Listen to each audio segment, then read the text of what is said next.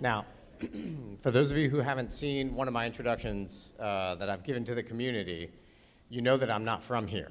I'm from Texas. Now, in Texas, if I was standing between you and your food, family, and fellowship, I would know that there was one P that was on your mind, and that P is potato salad, because in Texas, it's not a meal after church if it's not potato salad, right? But the question that would be on your mind if we were in Texas is not, is there going to be potato salad or not, right? It's whose potato salad is it, right? Wait a second. Who made the potato salad that we got here on the table, right? Am I wrong? Is it like that in Missouri too? Okay, very good. So it feels like home to me here then. All right, thank you. I want to start and thank the Reverend for two things. The easy thank you is for the invitation today, right? I appreciate being up here and having a chance to get to meet you and know you and share my message. But more importantly, much like one of the themes I'm going to talk about today, it's easy to be here. It's easy for me to talk to you one time and for me to ask for your help one time. But it's hard for us to develop a relationship, right? So the easy thank you today is for the invitation. But the main thank you I have for the Reverend today is for that beautiful blessing for me and my workforce. Every day, what keeps me awake at night is knowing if everybody's going to come home when we're going through a door to rescue somebody. That's what keeps me awake, and so I appreciate your blessing. So thank you. It's the same blessing I utter before bed as well. So thank you very much for your prayers and your thoughts. So I'm going to talk about 3 P's today, not including potato salad, okay? I'm going to talk about partnership, I'm going to talk about protection, and I'm going to talk about providing. And I'm going to do it very briefly, okay? So for partnership, I have more work I need to do to partner with this community. All the people in my office, all the people at St. Louis Metro PD, all the people at St. Louis County, we all have, North County Cooperative, we have more we need to do to partner with this community. So let me just tell you right now, the FBI has a very complicated relationship with the black community in America, right? I've stood up in front of a lot of black crowds, and I've gotten a lot of questions about investigating Dr. Martin Luther King, right? Which the FBI did. Now, in my defense, that was before I was born. So that was not me. And that is not today's FBI. But that's part of our fabric, right? And there are people who are looking out here when I start to talk to you about chances to partner who are going to say, well, hang on a second, is this the same organization that was part of holding down the black community during the civil rights movement? And I'm going to tell you it's the same 3 letters, but it's not the same people, and it's not the same organization.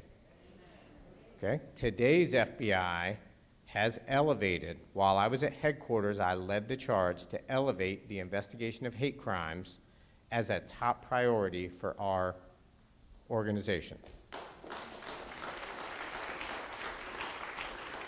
Thank you. So if we're talking about crosses burning in front yards, or churches being burned, or people coming into churches and shooting because of somebody's color or their sexual orientation, and you tell me that happened in 1950s America, I would say, okay.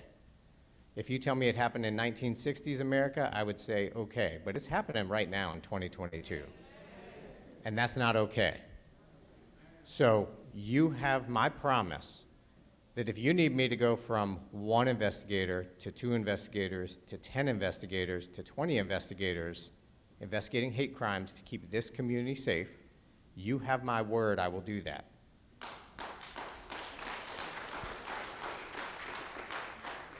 But here's what I'm going to need from you, and we're going to get to how we get there at the end. I'm going to need your trust that when we come out, we have your best interests at mind, and that you're going to get a fair shake from us. So the gap between investigating and prosecuting hate crimes is very large. Okay, we investigate a lot of hate crimes. We do not bring charges in a lot of hate crimes through the U.S. Attorney's Office that go to court. That doesn't mean that we didn't investigate. Sometimes those are prosecuted as other crimes, assaults on the local level, murders on the local level, right? Attacks on the local level. But you have my word that if you bring me a complaint of a hate crime, if you feel like you're being targeted because of your skin or your sexual orientation, call me. Okay, you can call us at 1-800-CALL-FBI around the clock. You can call my office. You can look it up online and call my office directly, 314-589-2500, and we'll get somebody out here. As always, if you think you are in specific danger, then pick up the phone, call 911, okay? And 911 will get police right to your doorstep, right to your church immediately, and we will join them as soon as we find out about it, and we will see if we can bring federal charges to keep this community safe and to communicate to everybody out there that this is not okay in 2022, and we need to get way past where we are as a society. Okay?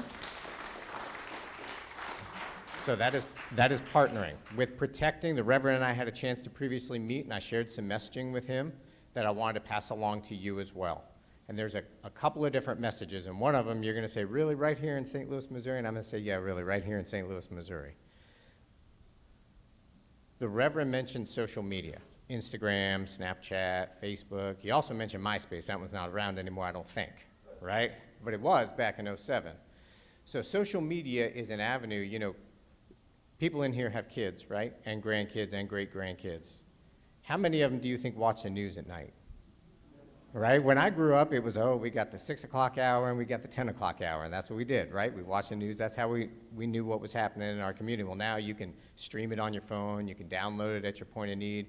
But a lot of times where people are getting their news is on social media. It's from other people, right? It's crowdsourcing. I hear something, I put that on my social media page, and then it goes out to the community. And then we all say, well, I know it's true because I know Jay, and Jay said it happened, so Jay must be right. That's exactly what happened.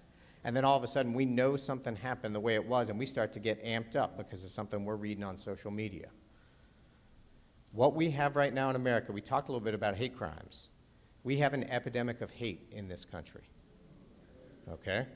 People will write things on social media to each other that they would not say to each other's faces, right? We have those anonymous muscles, is what we like to call them, right? Keyboard courage. And we'll put something out there on social media that we wouldn't say to another human being if they were standing right in front of us. Now, here's what I'm going to say, and you're going to say, really, right here in St. Louis, Missouri? I'm going to say, yeah, right here in St. Louis, Missouri. We're not the only ones doing that. Russia, Iran, China, and North Korea all want different things out of our country. And right here in St. Louis, Missouri, there are people who are going to read a social media feed today and tomorrow and the next day that was created by somebody in Russia. But they're not going to say, I'm from Russia. They're going to say, I'm your neighbor next door and I'm part of your friend network, and look at what just happened. Okay? This happened after Ferguson. This happened after George Floyd. This happened after the church shooting in South Carolina. It's happening after Uvalde. There's all these foreign countries that want us to make this epidemic of hate hotter and worse. So I will just ask you to please check your emotions. If you're reading something on social media, go back and try to corroborate that through a formal news source. Don't believe everything you read there, because there really could be somebody from another country who's behind that message who just wants to stoke our epidemic of hate. And let's instead lead with love, and let's lead with light. Okay? A couple other things, all right? If you get something in your email or somebody calls and says, I'm at the sheriff's office and you need to get me cash, you need to get me a Green Dot card, you need to get me something from Walmart, or else I'm gonna come arrest you. That's not the sheriff, okay? That's not the police chief, all right? That's not how we work. That's not how we work. We don't take cash and make arrest warrants go away, all right? Conversely, if you get an email and Amazon sent you an email because you ordered 32 things from Amazon last week and they say, we got you a refund on this one because we ran out of stock, we need you to click this link. I want you to think before you click that link, okay? So what happens when you click that link is you establish a connection with somebody who wants your money, who's probably in another country. All right? So always doubt, check it out is what we say. Before you click a link, right, two things are going to happen when you click that link. The first is you're going to get connected to somebody overseas who's going to start emailing you and then get your phone number and call you and then they're going to try and get money out of you. Oh, to process that refund, we need to get this, that, and the other, because when I went to process this $100 refund, I typed in an extra zero, and I've just given you a $1,000 refund, and now you owe me $900 because I just gave you this refund on your credit card, so here's where you send your $900. They make billions of dollars doing this every single year. So always doubt, check it out. Here's the other thing they're going to do, all right? They're going to install a virus on your phone or your computer when you click that link, and now all their buddies are going to start getting links to your phone and your email, knowing that they can email because you're an easy target. All right, so first, don't click the link, but if you do, it's okay. It happens. Here's the other thing you can do that will help yourself every single day. When's the last time you turned your phone off? Turn your phone off every single day. Every single day you should turn your phone off. That will kill most of these viruses that get put on your phone every day. It will kill them if you turn your phone off every day. Now, who in here has Wi-Fi at home? Yeah, okay. When's the last time you turned your Wi-Fi router off? Oh, right, right. What about the iPad that your grandson uses in the back room, right? Every single day, every single device, turn them off. That will help protect you, okay? All right, and third, I said I was going to talk about providing. So I have something for you. I can't guarantee $100 gift cards at vaccine sites either. I can't guarantee that, all right? But I talked about hate crimes, and I talked about protecting you from other countries and from bad actors that are right here as well, right? And I'm very proud to be here on behalf of the organization and to stand up and to offer that. So right now, we recognize as an organization that we share one more goal, you and I. You want the FBI to look like the community where we serve. And that means I need more black special agents filling my ranks so that when they come out to help serve and protect wherever they are in the nation, they serve as role models for the entire community, and they're there to protect, just like I'm here to protect. So, August the 18th, we have a special hiring fair that we're going to do looking for special agents. I want to invite this community to give me your best applicants. Okay, there's a flyer that we're providing the Reverend. He said he's going to get it out to everybody. So while I don't have a $100 gift card if people apply to us, I will guarantee you if you join inside 5 years, you're going to be making $100,000. All right? So to qualify as a special agent, you got to be between 23 and 36. You got to be fit. You got to have a college degree. Don't worry. Don't worry. We hire a lot of other people that are not special agents. Special agents make up 1/3 of our workforce. If you're interested in working for the FBI, you go to FBIjobs.gov, and you can look at every job we have listed, and you can apply to that right there online. But for special agents, I want to form a connection with our applicant pool here in St. Louis. So we're going to have a special hiring push Thursday night, August 18th, right here in St. Louis. If you know somebody that you think, that's somebody I want policing my community, that's somebody I want showing up when I call for help, I want you to encourage that man or woman to send us their resume. Okay? All the details are going to be on the flyer that the Reverend sends out to everybody. We have some on the front table that you're welcome to take with you, not enough for a crowd this size.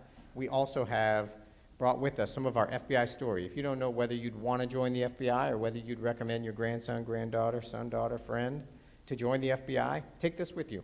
This tells our story, talks about how we focus on counterterrorism, counterintelligence, cyber, and criminal work, intelligence, and how we're part of the global law enforcement. So take it from a kid who grew up in Garland, Texas, and went to public school down there, that I've had memoir moments every single day in my career and thought, there is no way that a kid who went to public school in Garland, Texas should be having the moment that I'm having today, giving the Attorney General of the United States advice on what we need to do, or giving a senator advice on what we need to do on money laundering. But I'm getting that opportunity. If I can do it, every single person who gets touched from somebody sitting in here today can do that too. And I'd like to welcome you to join us. So thank you for your time. Enjoy your food family fellowship, and thank you for the invitation. Let's give him a hand, everybody.